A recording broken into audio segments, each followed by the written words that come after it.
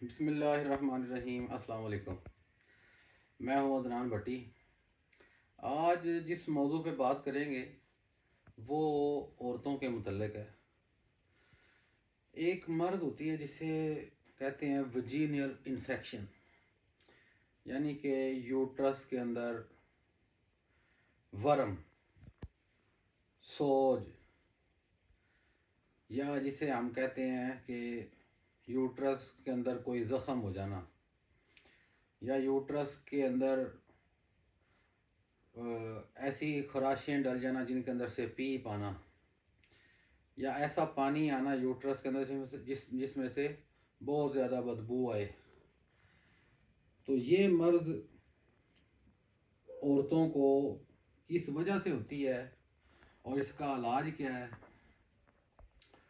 اور کتنے عرصے کے اندر یہ ختم ہوتی ہے، اس ساری تفصیلی اس کے اوپر بات کرتے ہیں۔ سب سے پہلے آپ کو جو بتاتا ہوں نا، اسے کہتے ہیں وجینل انفیکشن۔ اس کے بارے میں نے آپ کو بتا دیا ہے کہ اسے کہتے ہیں یوٹرس کے اندر ورم، زخم۔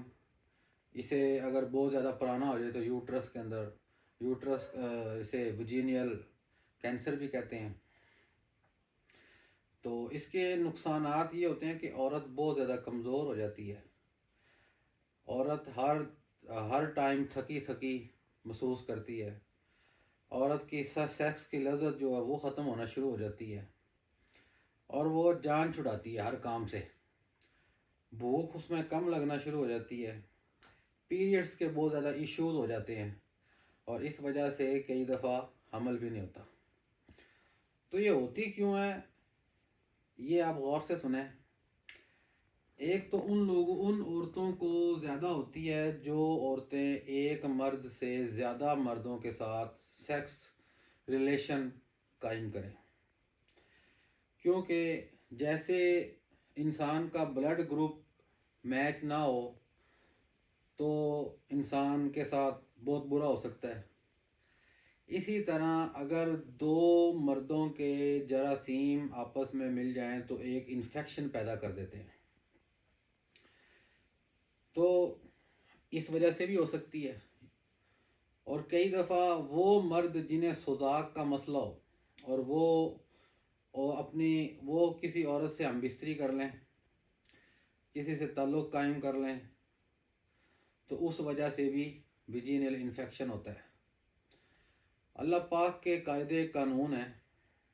اللہ پاک فرماتے ہیں کہ اگر کسی عورت کا خامند فوت ہو گیا یا اسے طلاق ہو گئی تو اس کی عدت ہے 3 حیض۔ کہ 3 حیض کا مقصد اللہ پاک کی حکمت میں یہ ہے کہ جب ایک دفعہ حیض آتا ہے تو انسان کے بہت سارے جو عورت کے اندر غلیظ مواد ہوتا ہے وہ نکل جاتا ہے۔ تو دوسری دفعہ کا شک ہوتا ہے، وہ شک بھی ختم ہو جاتا ہے۔ تو تیسری دفعہ میں یقین ہوتا ہے کہ تیسرے حیض میں کے اندر اس کے رحم کے اندر، اس کے یوٹرس کے اندر اس مرد کا کوئی نہ کچھ بھی اثرات اندر اس کے نہیں ہیں۔ تو یہ اللہ پاک کی حکمت ہے۔ 3 حیض کا جو عدت ہے عورت کی، وہ اللہ پاک کی طرف سے جو قانون ہے وہ حکمت ہے، انسان کے لیے فائدہ مند ہے۔ تو اگر کوئی عورت کسی مرد کے ساتھ ریلیشن قائم کرتی ہے تو اس کے جو جراثیم ہیں وہ عورت کے اندر، عورت کے رحم کی جلد کے ساتھ چپک جاتے ہیں، جس سے ویجینیا کے اندر انفیکشن پیدا ہو جاتے ہیں۔ اکثر عورتوں کو یہ مسئلہ ہے کہ جنہیں ویجینیل انفیکشن ہے اور انہیں پتہ ہوتا ہے کہ ہمیں یہ کس وجہ سے ہوئی ہے، تو خدا را میری ان عورتوں سے گزارش ہے کہ وہ اپنے آپ کو درست فرما لیں، اپنی سمت کو صحیح فرما لیں، اپنی سمت کو درست فرما لیں، اور اللہ پاک سے جنگ نہ کریں۔ اور کئی ایسے مرد ہوتے ہیں جو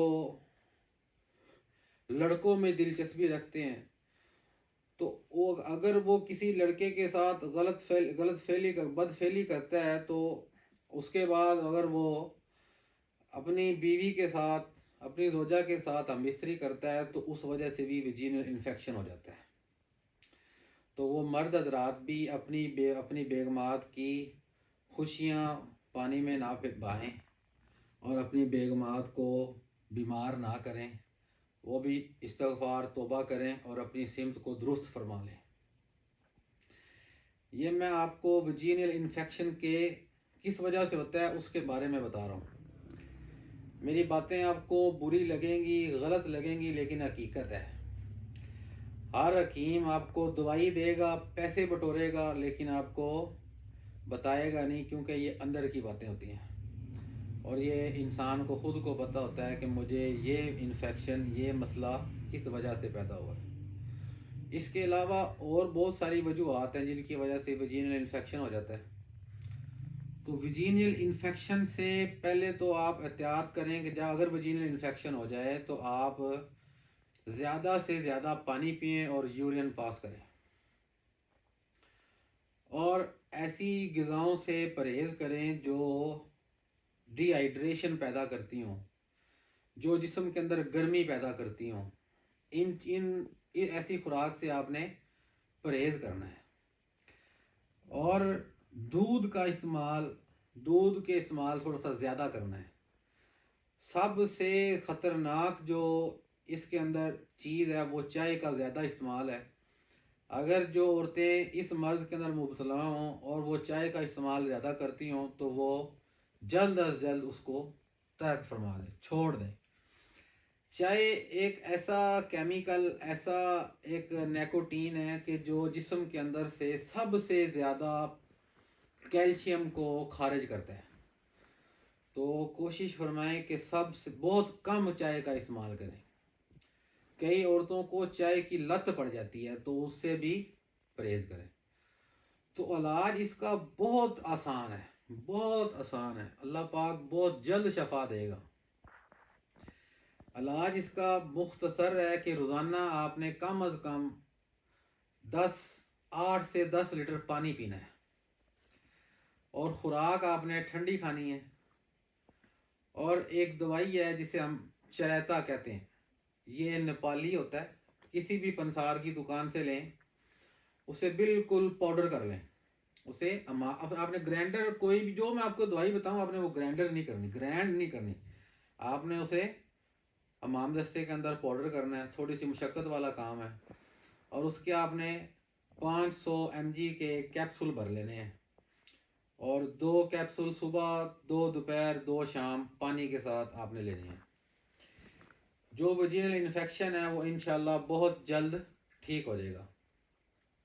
اس کے ساتھ آپ نے خوراک اپنی اچھی کرنی ہے. خوراک ایسی کھانی ہے جو طاقتور ہو.